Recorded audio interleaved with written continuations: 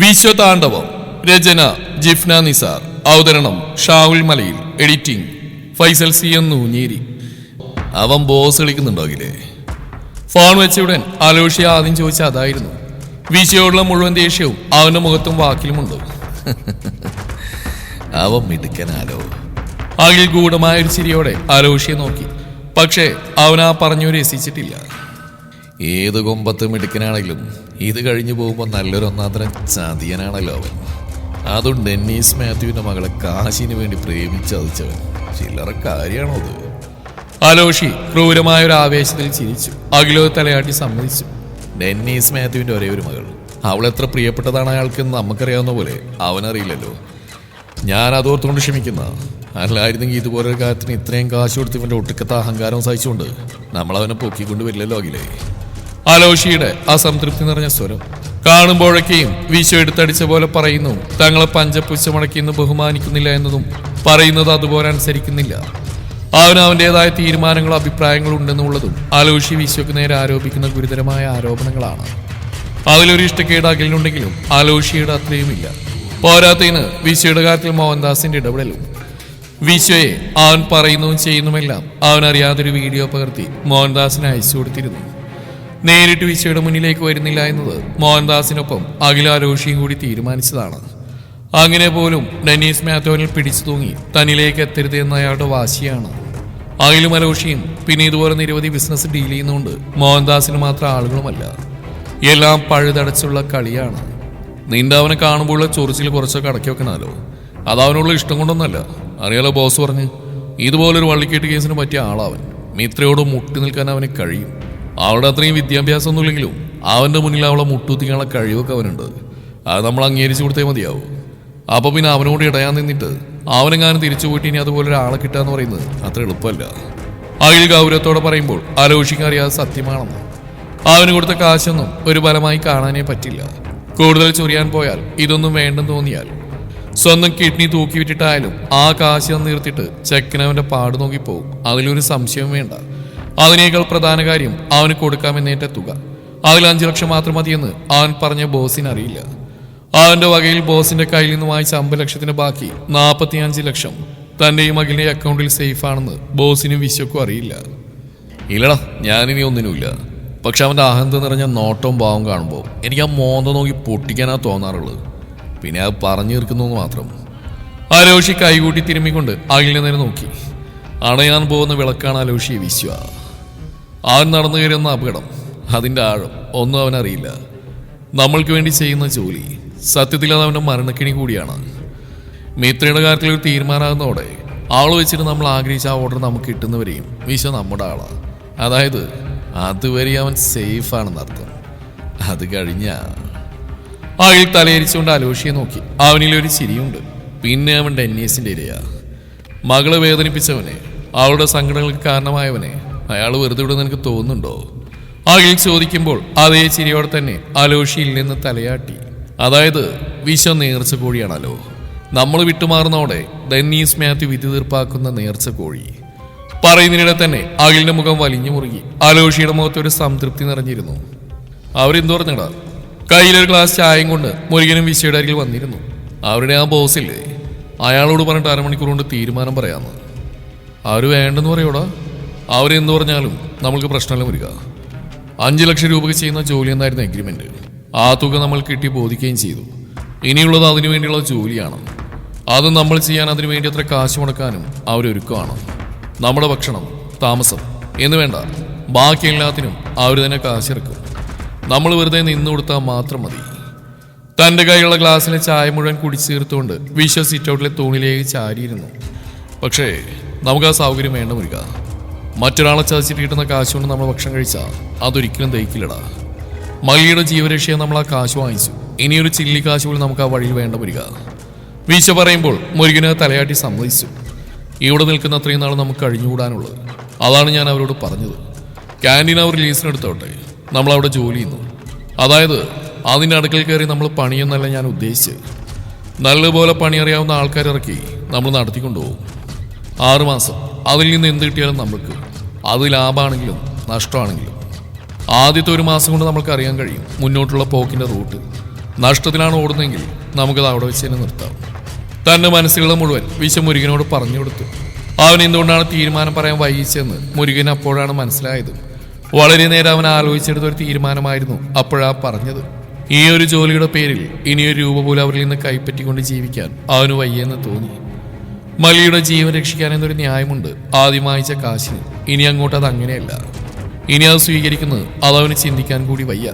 തീരുമാനം നിനക്കെടുക്കാമെന്ന് അഖിൽ പറഞ്ഞിട്ട് പോയതും അവന് ധൈര്യമായിരുന്നു. എന്നിട്ടും അഖിലിനെ വിളിക്കും മുന്നേ അവൻ വക്കീലിനെ വിളിച്ചു.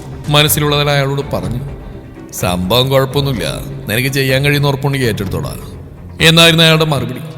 നിയമസഹായം എന്തെങ്കിലും വേണമെങ്കിൽ ഞാൻ വിളിക്കാമെന്ന് പറഞ്ഞുകൊണ്ട് വിശ്വ പിന്നെ അഖിലിനെ വിളിച്ചു. പറ്റില്ല എന്ന് പറയാഞ്ഞ് വിശ്വക്ക് പ്രതീക്ഷ തന്നെയാണ്. വെറുതെ ഇരുന്ന് തിന്നുന്നു എന്നുള്ള പരാതി ഒരിക്കലും കേൾക്കേണ്ടി വരുന്നത് നിർബന്ധമായിരുന്നു. നടക്കുമായിരിക്കും അല്ലേടാ? മുരുകൻ വിഷയം നോക്കി. നടക്കുമെങ്കിൽ നടക്കട്ടെ മുരുക. വിശ്വക്ക് അത്രയും ഉണ്ടായിരുന്നുള്ളൂ. അതിനുവേണ്ടി അവരുടെ മുമ്പിൽ തലതാഴ്ത്തിക്കാനൊന്നും അവന് വയ്യ. ഇനി അതല്ലെങ്കിലും ഒരു ജോലി കണ്ടുപിടിക്കണമെന്ന് തന്നെയാണ് അവന്റെ ഉള്ളിലും. അപ്പോഴും ഇതിന്റെ പേരിൽ അവരുടെ ഔദാര്യം സ്വീകരിക്കില്ലെന്നവൻ വീണ്ടും വീണ്ടും ഓർത്തു. ഈ പരിപാടി നടക്കുമെന്ന് തോന്നില്ല മിത്രമേ. ടീന ഒറ്റ ദിവസം കൊണ്ട് മടുത്തുപോയി. അത്രക്കുണ്ടായിരുന്നു അന്നത്തെ അവളുടെ കഷ്ടപ്പാട്. മുടിഞ്ഞ ട്രാഫിക് ബ്ലോക്ക്. രാവിലെ 8-ന് വീട്ടിൽ നിന്ന് ഇറങ്ങിയിട്ടും ഫസ്റ്റ് പീരീഡ് കഴിഞ്ഞിട്ടാണ് ഫസ്റ്റ് ദിവസം അവൾ കോളേജിലെത്തിയത്. അതിന്റെ ഒരു ചടപ്പ് അവളിൽ നല്ലപോലെയുണ്ട്. ആദ്യ ദിവസം തന്നെ നെഗറ്റീവ് പറയാതെടാ. മിത്ര അവളുടെ കയ്യിൽ അമർത്തി പിടിച്ചു. നെഗറ്റീവ് അല്ലേ, എന്നും ഇതുപോലെ തന്നെയാണ് ഈ നേരത്തെ റോഡിന്റെ അവസ്ഥ. തിരക്ക് പിടിച്ച നേരമല്ലേ. ബസ്സിലായി ഇതിനേക്കാൾ വൈകുന്നോർത്തോണ്ടാ ഞാൻ സ്കൂട്ടി എടുത്ത്. അത് അതിനേക്കാൾ വലിയൊരു പാരയായി. എത്ര പ്രാവശ്യം ഞാൻ കാലിൽ നേരിട്ട് കണ്ടിട്ടുണ്ടെന്നോ ഇങ്ങനെ എന്നും. എൻ്റെ അമ്മോ, ഞാനൊരു അബദ്ധമാണ് ചെയ്തത് എനിക്കിപ്പോൾ തോന്നുക. ടീന മുഖം ചൊളിച്ചു. അതോടെ മിത്രയുടെ മുഖവും മങ്ങി. ഒറ്റക്കാണെങ്കിൽ താനിവിടെ തുടരും, പക്ഷെ ടീന കൂടെ ഉണ്ടെങ്കിൽ അതൊരു... ആളൊന്നും പറയാ ടീനയെ നോക്കി. നീ ടെൻഷനാവാതിരി, നമുക്ക് എന്തെങ്കിലും വഴിയുണ്ടാക്കാം. എന്തായാലും നിനക്കൊപ്പം ഞാനും ഏറ്റുപോയില്ലേ. ഇനിയിപ്പം ഞാൻ പാതിയിലിട്ടിട്ട് പോകുന്നില്ല. നീ ആഗ്രഹിക്കുന്ന പോലെ കോളേജിന്റെ രസങ്ങൾ അറിയാൻ നമ്മൾ ഇവിടെ തന്നെ കാണും. മിത്രയുടെ മൗനം കണ്ടിട്ട് ടീന അങ്ങനെ ഒരു വാക്ക് കൊടുക്കുമ്പോഴും ആൾക്കറിയില്ലായിരുന്നു അതെങ്ങനെ മുന്നോട്ട് കൊണ്ടുപോകുന്നുള്ളത്. നമുക്കൊരു ഹോസ്റ്റൽ നോക്കിയാലോ ടീന? മിത്ര ടീനയെ നോക്കി. ആലോചിക്കബിളാണ്, പക്ഷെ വീട്ടിൽ മിക്കവാറും സീനാവും. അതൊക്കെ നമുക്ക് സെറ്റാവും. നീ ഓക്കെ ആണോ? ആദ്യം അത് പറ. എനിക്ക് കുഴപ്പമൊന്നുമില്ല, പക്ഷെ ഹോസ്റ്റൽ എന്ന് പറയുമ്പോൾ... ടീന മുഖം ചുളിച്ചു. ഒരു കുഴപ്പമില്ലടി, ഞാനും ഹോസ്റ്റലിൽ നിന്നല്ലേ പഠിച്ച്. ടീനയ്ക്ക് എതിർപ്പൊന്നുമില്ലെന്ന് കണ്ടതും മിത്ര ആവേശത്തിലാണ്. അങ്ങ് വിദേശത്തുള്ള ഹോസ്റ്റലും ഇവിടെ നാട്ടിലുള്ള ഹോസ്റ്റലും തമ്മിൽ നീ കമ്പയർ ചെയ്ത് പറയില്ല എൻ്റെ മിത്രമേ. വൻ ശോകാവും. ഇവിടുത്തെ കാര്യം നിനക്കറിയില്ല ഒന്നും. ടീന ദയനീയമായൊരു ഭാവത്തിൽ കൈകൂപ്പി കാണിച്ചു. പിന്നെ എന്തു ചെയ്യും? മിത്ര ടെൻഷനോടെ ടീനയെ നോക്കി. ഒരു മിനിറ്റ്, ഞാൻ അബിയെന്ന് വിളിക്കട്ടെ. അവനിവിടെയായിരുന്നു PG ചെയ്ത്. അത് ഇവിടെ റെന്റിന് കിട്ടുന്ന വീട്ടിൽ. അവനൊരു ഫ്രണ്ടും. അന്ന് ആ വീടിനെ കുറിച്ച് ആ ഏരിയയെക്കുറിച്ചൊക്കെ അവൻ പറഞ്ഞെനിക്ക് ഓർമ്മയുണ്ട്. നമുക്ക് ആ വഴിയൊന്ന് പിടിക്കാം. പറയുന്നതിനൊപ്പം തന്നെ ടീന ഫോണിൽ അഭിലാഷിന്റെ നമ്പറിലേക്ക് വിളിക്കുന്നുണ്ടായിരുന്നു. അതിമനോഹരമായൊരു കോളേജ്, അതിനുള്ളിൽ തന്നെ ഒരു ക്യാൻറ്റീൻ. വിശ്വ പ്രതീക്ഷയിലും പ്രൗഢി ഉണ്ടായിരുന്ന അവയ്ക്ക്. അവൻ അതിൻ്റെ ഒരു അമ്പരപ്പിലാണ്. കയറുവാ വിശ്വ. അഖിലകത്തേക്ക് വിളിക്കുമ്പോൾ വിശ്വപതിയെ കയറ്റിടന്നുകൊണ്ട് അകത്തേക്ക് കയറി. എത്ര അടക്കി പിടിക്കാൻ ശ്രമിച്ചിട്ടും അവനെ ഒന്നാകെ ഒരു വിറയിൽ വിളയിച്ചു കളഞ്ഞു ആ നിമിഷം. കുറേയേറെ മരങ്ങൾ നിറഞ്ഞുള്ള തണുപ്പാണ് അവിടെ മുഴുവനും. വലിയ വീതിയില്ലാത്ത വളഞ്ഞും പൊളഞ്ഞും ഒരു പാമ്പിനെ പോലെയുള്ള നടപ്പ് വഴിക്ക് ഇരുവശവും ഭംഗിയിൽ വെട്ടിയൊതുക്കി നിരത്തിയ വിശ്വ കണ്ടിട്ട് കൂടിയില്ലാത്ത ഇലച്ചെടികൾ. ഹൃദയഹാരിയായ പച്ചപ്പ് തന്നെയാണ് എങ്ങോട്ട് നോക്കിയാലും കാണാൻ കഴിയുന്നത്.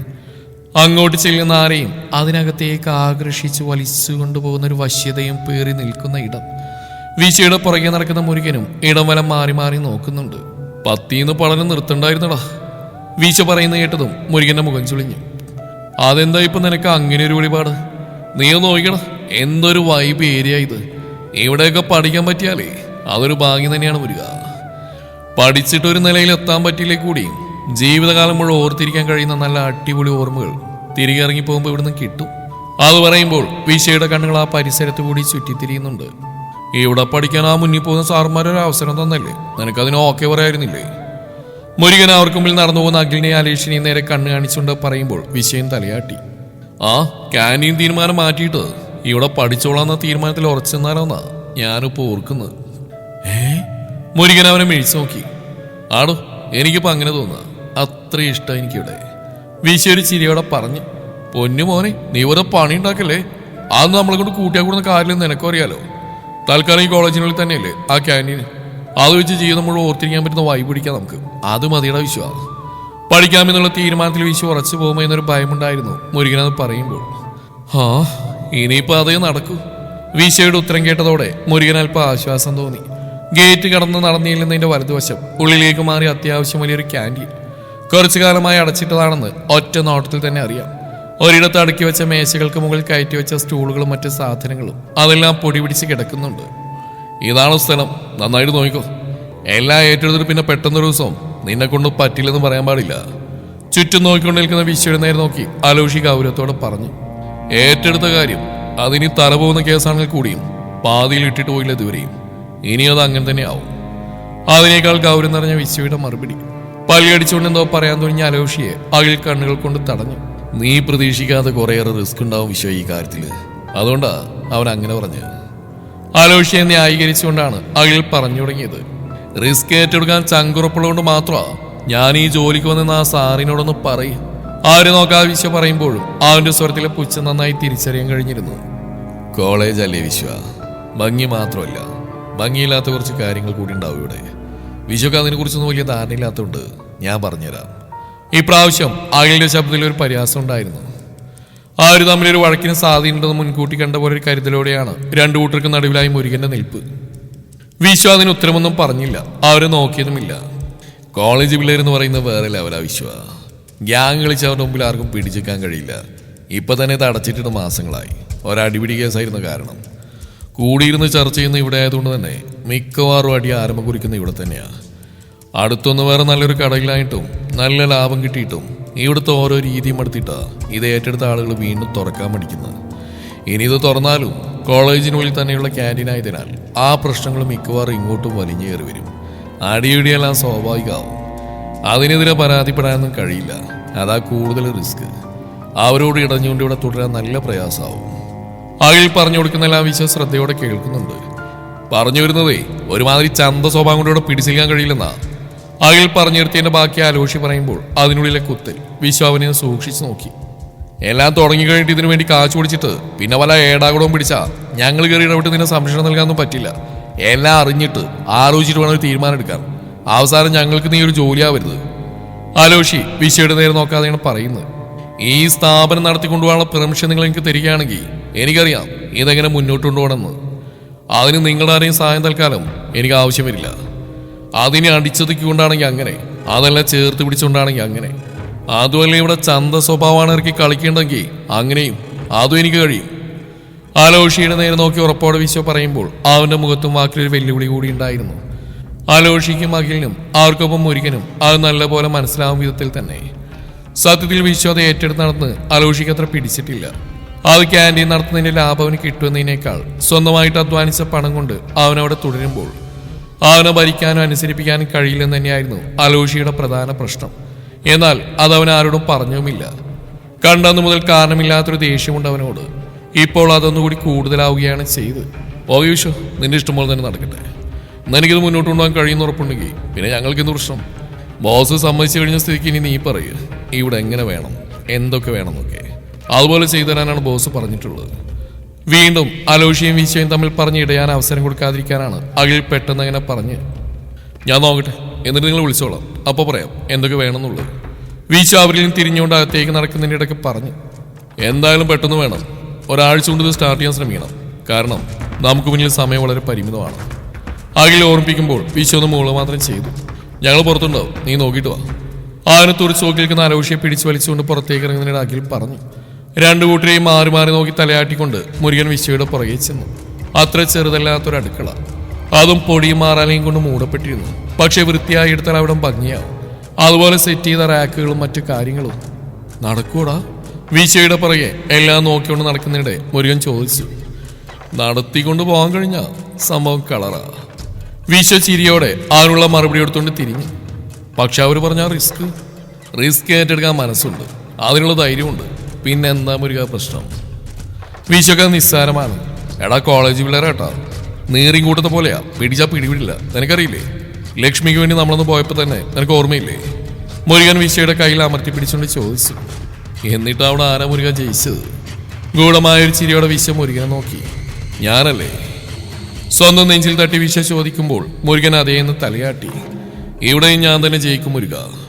6 മാസം കൊണ്ട് ഇവിടെ നിന്ന് ഇറങ്ങിപ്പോകുമ്പോൾ ജയിച്ചുകൊണ്ട് തന്നെ നമ്മൾ പോവും. ഇത് ഞാനിപ്പം നിനക്ക് കൂടി തരുന്ന വാക്കാ. അതും പറഞ്ഞുകൊണ്ട് മുരുകന്റെ തോളിലും തട്ടിയിട്ട് വിശ വീണ്ടും അവിടെയുള്ള ഓരോന്നും നോയിക്കൊണ്ട് നടന്നു. അവനുള്ളിൽ വളരെ വ്യക്തമായൊരു പ്ലാൻ ഒരുങ്ങി തുടങ്ങിയിരുന്ന ആ നിമിഷങ്ങളിൽ. അവനെന്ത് പറഞ്ഞു? മിത്ര ആകാംക്ഷയോടെ ടീനയെ നോക്കി. അവനെ അബി ഇങ്ങോട്ട് വരുന്നുണ്ടെന്ന്. അവർ വന്നോട്ടെ, ഹോസ്റ്റലിനെ കുറിച്ച് പറഞ്ഞെന്താ? നീ അത് പറ. അബിയൊക്കെ നിന്നത് ഇവിടെ അടുത്തുള്ളൊരു വീട്ടിലാണ്. ഞാൻ പറഞ്ഞില്ലേ നിന്നോട്, റെന്റിന് കൊടുക്കുന്ന വീടുകൾ 3-4 പേർക്ക് ഈസി ആയിട്ട് കഴിയാമെന്നൊക്കെ അവൻ പറഞ്ഞു. അതുപോലെ ഒരു ഏരിയ ആണെന്ന്. അവിടെ കൂടുതലും കോളേജ് പിള്ളേരും ജോലിക്കാരും മാത്രമാണ്. അവിടെ നിന്ന് പോയി നോക്കാമെന്ന് അബി പറഞ്ഞു. അതിനവർ വരുന്നതന്നെ. ഈ പ്രാവശ്യം ടീനയ്ക്കും ആവേശമായി. അബി അവിടെ അടുത്തെവിടെയായിരിക്കുന്നതുകൊണ്ട് തന്നെ ടീനയ്ക്കും മിത്രക്കും കുറെ നേരം കാത്തിരിക്കേണ്ടി വന്നില്ല. ഞങ്ങൾ ഫോളോ ചെയ്തു വാ എന്ന് പറഞ്ഞിട്ട് അബിയാണ് മുന്നിൽ പോയത്. അവർക്ക് പിറകെ മിത്രയും ടീനയും പരസ്പരം നോക്കി. അവരുടെ ചിന്തകൾക്കൊപ്പുറമായിരുന്നു അബി കൊണ്ടുചെന്ന ഇടം. അകത്തേറി കാണലും നടന്നില്ലെങ്കിലും പുറമേ നോക്കിയാൽ തന്നെ അറിയാം അകത്തും മനോഹരമാണെന്ന്. 2 മുറിയും ഒരു ഹാളും പിന്നെ ഒരു അടുക്കളയും ബാത്റൂമും. നിങ്ങൾ 2 പേർക്കും കഴിയാൻ ഇത് തന്നെ ധാരാളം. ഞങ്ങൾ 6 പേരായിരുന്നു ഇവിടെ. അബി പറയുമ്പോൾ മിത്രയും ടീനയും ഒരുപോലെ അവനെ നോക്കി. എബി പിന്നെ അഭിപ്രായമൊന്നും പറയാതെ ബൈക്കിൽ ചാരി അവരെ നോക്കിക്കൊണ്ട് നിൽപ്പുണ്ട്. മിത്രക്ക് അവന്റെ ആ നോട്ടം കാണുമ്പോൾ അതുവരെ ഇല്ലാത്തൊരു അസ്വസ്ഥതയുണ്ട്. പക്ഷെ അവളത് പുറമേ കാണിച്ചില്ല. അബിയോട് സംസാരിക്കുന്ന പോലെ തന്നെയാണ് അവനോടും അവൾ. അബിയെ പോലെ തന്നെയാണ് എനിക്ക് നീയുമെന്ന് പറയാതെ പറയാനുള്ള ഒരു ശ്രമം. ടീനക്ക് അത് എളുപ്പത്തിൽ മനസ്സിലായി. ഈ വീടൊക്കെ ഓക്കെ, ഇനിയിപ്പോ നമ്മുടെ വീട്ടിൽ പറയുമ്പോഴാ സീന്. മിത്ര മുഖം ചൊളിച്ചുകൊണ്ട് പറയുമ്പോൾ അബി അവളെ നോക്കി. അവരെ പറഞ്ഞിട്ടും കാര്യമില്ല മിത്രേ. ഇത്രയും നാളും പഠിക്കാനെന്ന് പറഞ്ഞിട്ട് നീ പുറത്തായിരുന്നു. എല്ലാം തീർത്തുകൊണ്ട് നാട്ടിൽ വന്നിട്ട് ഉടനെ ഇങ്ങനെ സാഹസം കൂടി ചെയ്തുള്ളതെന്ന് അവരുണ്ടോ അറിയുന്നു. അബി അവളുടെ തോൾക്കായിട്ട് പിടിച്ചുകൊണ്ട് പറയുമ്പോൾ മിത്ര അവനെ ഒന്ന് കൂർപ്പിച്ച് നോക്കി പേടിപ്പിച്ചിട്ടൊന്നും യാതൊരു കാര്യമില്ല എൻ്റെ മിത്രമേ. അങ്കിളുടെ ഓഫീസിൽ പോയി ജോയിൻ ചെയ്തിട്ട് അവിടെ നിന്ന് സെറ്റായും തോന്നുമ്പോൾ ഒരു കല്യാണം കഴിച്ച് കൂട്ടും കുടുംബമായിട്ട് ജീവിക്കുന്ന പ്രായത്തിൽ അവൾ കോളേജ് വഴി പിടിക്കാൻ ഇറങ്ങിയേക്കുക. എന്നിട്ട് വീട്ടുകാരെ കുറ്റം പറയാനൊക്കെ. ഇത്രയും കൊതി ഉണ്ടായിരുന്നെങ്കിൽ നിനക്ക് +2 കഴിഞ്ഞ ശേഷം തന്നെ ഇങ്ങോട്ട് ലാൻഡ് ചെയ്താൽ പോരായിരുന്നു. ഏതൊരു മാതിരി. അബി വലിയ കാറ്റിൽ പറഞ്ഞു നിർത്തും മുന്നേ മിത്രയുടെ കൈമുട്ട അവന്റെ വയറിൽ ആഞ്ഞു പതിച്ചു. എന്നെ കെട്ടിക്കുറിക്കാണ്ട് നിനക്ക് തടത്തിനും ചുരുക്ക്. വീണ്ടും അടിക്കാൻ തുടങ്ങുന്ന അവൾക്കടുത്തു നിന്ന് മാറി നിന്നിട്ട് അബി വേദനയോടെ വയറ് തിരുമ്മി. 8 പ്രായം കഴിഞ്ഞ് നിൽക്കുന്ന ഒരു പെങ്ങളുള്ള ആങ്ങളുടെ രോദനായിരുന്നടി പുല്ല് അത്. അബി പല്ലിയടിച്ച് പറയുന്ന കേട്ടിട്ട് ടീനേബിയും ചിരിക്കുന്നുണ്ട്. തുടരും ഈ കഥയുടെ ബാക്കി ഭാഗം നാളെ ഇതേ സമയം.